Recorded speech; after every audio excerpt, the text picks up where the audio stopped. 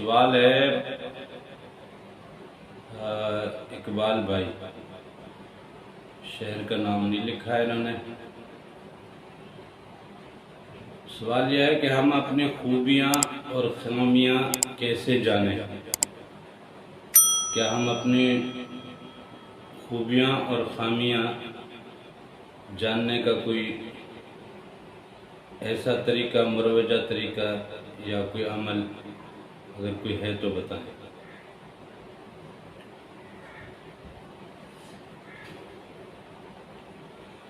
खूबियां और खामियां जानने के लिए एक बहुत ही आसान तरीका है।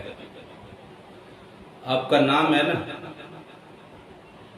मिसाल के तौर पे मेरा नाम है मासूम, तो आप अपने नाम के हरूफ ऐसे लिखें अलग अलग। मासूम में जैसे मेरा नाम, तो मीम अलग, ऐन अलग, फिर स्वाद अलग, वाव अलग, मीम अलग, ऊपर से नीचे यूं, ऊपर मीम, ऐन, स्वाद, वाव, मीम लिखे। सामने ऊपर लिखें खूबियां, फिर आगे लिखें खामियां, फिर नीचे लिखें मीम, ऊपर लिखा, मीम के सामने कोई खूबी एक लिखें जो मीम से बनती है। जैसे मीम से खूबी बनती है मिलनसार, फिर इसकी खामी बनती है मुनाफकत। ऐन से खूबी बनती है आजजी, खामी बनती है उजलत यानी जल्दबाजी। इस तरह बाकी हरूफ उनकी खूबियां और खामियां लेते जाएं। अब जो जो खूबियां आपके नाम के हिसाब से बनती हैं, वो अगर आपकी जात में नहीं है तो वो पैदा करें। अगर हैं तो अच्छी बात है, अगर नहीं है तो वो खूबियां आप अपनी जात में पैदा करें। और खामियों के हिसाब से जो जो खामियां आपने लिस्ट में लिखी हैं, उन खामियों को आप देखें कि वो आपकी जात में हैं। अगर वो खामियां आपकी जात में हैं तो उनको खत्म करने की कोशिश करें, उन खामियों को आप खत्म करें। ये जो लिस्ट में खूबियां आई हैं, ये खूबियां जाएं, ये आपके नाम के हिसाब से आपकी खूबियां, आपके नाम के हिसाब से आपकी खूबियां हैं। अच्छा, इन हुरूफ के आगे आदाद भी होते हैं। अब मीम का अदद 4, 40 है ना मीम, तो इसका अदद 0 और 4 मतलब 4 ही हुआ। मीम का अदद है 4। अब 4 अदद की खूबियां क्या क्या हैं, किताबों में अक्सर आपको लिखी भी मिल जाती हैं। वो खूबियां देखें, वो भी इसमें लिखें। और 4 अदद की खामियां क्या क्या हैं वो भी देखें, वो उसमें लिखें। ये खूबियां अगर आपकी जात में हैं तो वो भी पैदा कर लें। ये इसलिए लाजमी है कि देखें, अल्लाह और आका हुजूर नबी करीम सल्लल्लाहु अलैहि वसल्लम, इनके नामों को आप जरा थोड़ा सा देखें, चेक करें। जब आप इन दोनों नामों की गहराई में जाएंगे, हुरूफ इनके 4 हैं, उधर भी 4 हैं। आदाद में जाएंगे, यहां भी आदाद में जाएंगे। इस तरह से आप अगर इसको मजीद बारीकी में डिवाइड करते जाएंगे या इनकी मैचिंग करते जाएंगे, बहुत सारी चीजें आपको मैच करती हुई नजर आएंगी। और हुजूर करीम सल्लल्लाहु अलैहि वसल्लम की हदीस भी है कि आप अपने बच्चों के अच्छे अच्छे नाम रखा करें।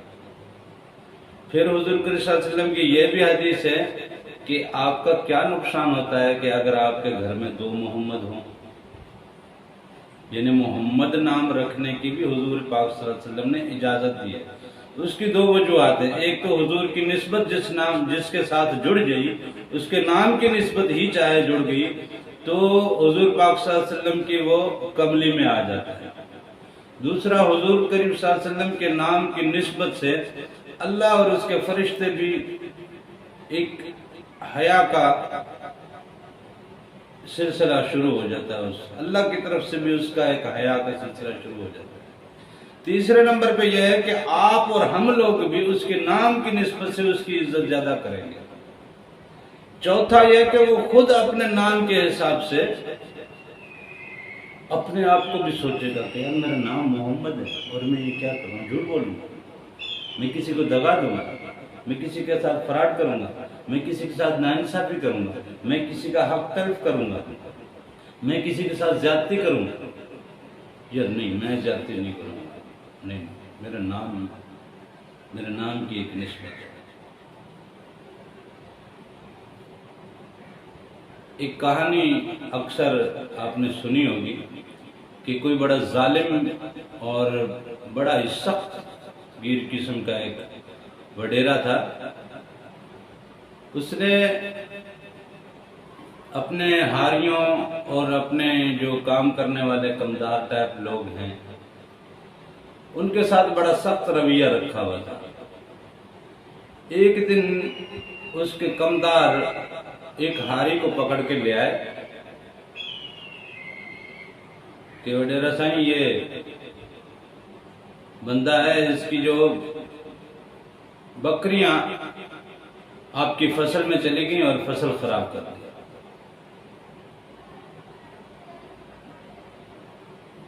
बंदा बड़ा वसीला था, बहुत सख्त किस्म का आदमी था। सबको ये मालूम था ये इसको मारेगा, पीटेगा, इसको पता नहीं इसके साथ क्या हालत कर देगा, हो सकता है इसको जान से ही मार दे।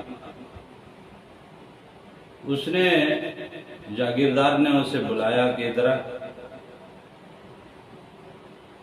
क्या नाम है तुम्हारा? उसने कहा मेरा नाम है मोहम्मद।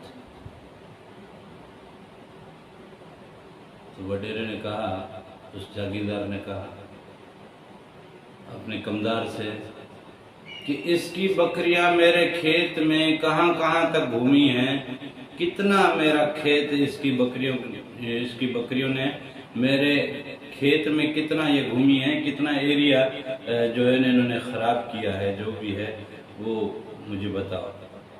इन्होंने बताया कि जी वो फला एकड़ से फला जगह से घुसी, ये फला जगह से होती हुई।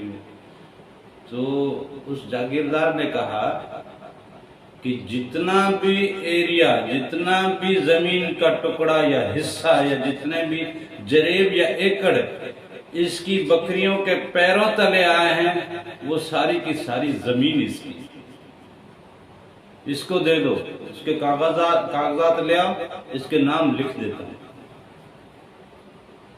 और उस आदमी से उस जागीरदार ने कहा जाओ, जहां जहां से भी आपकी बकरियां घूमी हैं वो सारा जमीन का हिस्सा तुम्हारा। लोग बड़े हैरान हुए कि ये बड़ा सख्त गिर किस्म का बड़ा जालिम आदमी था, उसने ये इतना बड़ा रहम वाला और इतना मतलब अच्छा बर्ताव कैसे किया। लोगों ने पूछा कि जागीरदार साहब ये आपने क्या किया? वो आपकी फसल के नुकसान कर गए और आपने उसको कहा तो कुछ नहीं, अपनी जमीन भी उसके नाम लिख दी, कागजात भी उसको दे दिए। तो कहने लगा तुम्हें मालूम नहीं? उस बंदे से जब मैंने नाम पूछा उसने अपना नाम क्या बताया? उसने कहा कि जी नाम तो उसका मोहम्मद है। कहता मोहम्मद की बकरियां मेरे खेत में आए और मैं उसकी सजा दूंगा। इतना बड़ा गुस्ताख तो मैं नहीं हूं, इतना बड़ा जालिम मैं नहीं हूं।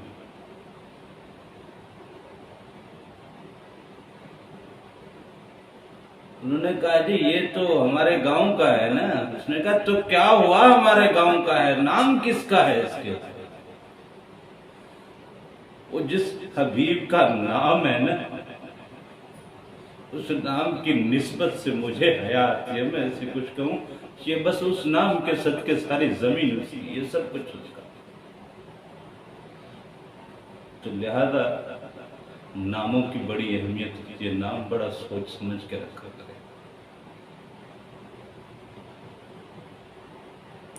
बात के आपका जो ये सवाल था इस सवाल के हिसाब से